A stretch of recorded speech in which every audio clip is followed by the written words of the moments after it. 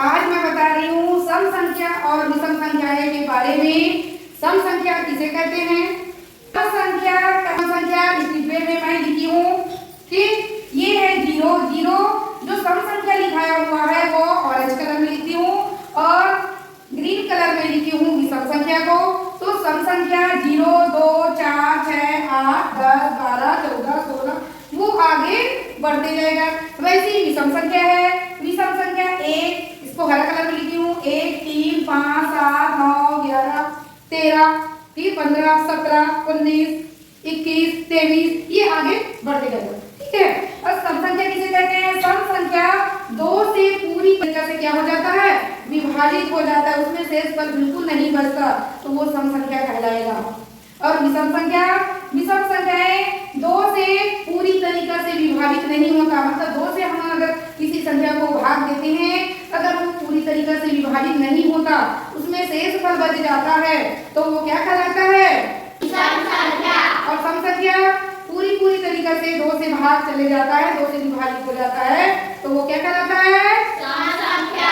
बड़ा विषम और छोटा सम है तो संख्याएं हैं तो हम लोग कर लेंगे, लेकिन बड़ा सम है और विषम है तो कैसे जानेंगे?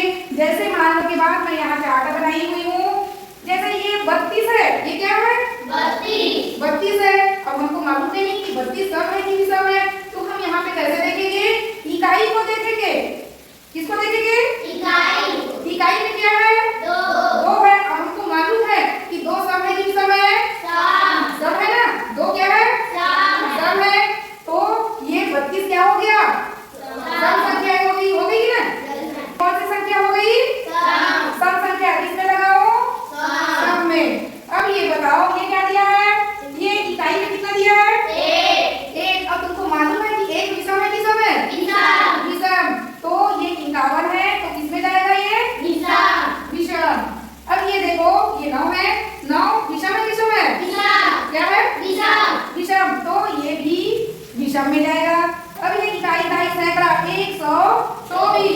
अब 124 में हम देखेंगे कि इकाई में क्या है? 4 है। 4 क्या है? सम संख्या है, तो हम सम संख्या में लगा देंगे। अब ये 333 में इकाई में क्या है? 3 और 3 सम है कि विषम है? विषम है, विषम में लगा दिए। अब देखो 544 है ये। अब ये 44 में ये इकाई में क्या है? 4 और 4 सम है कि विषम है?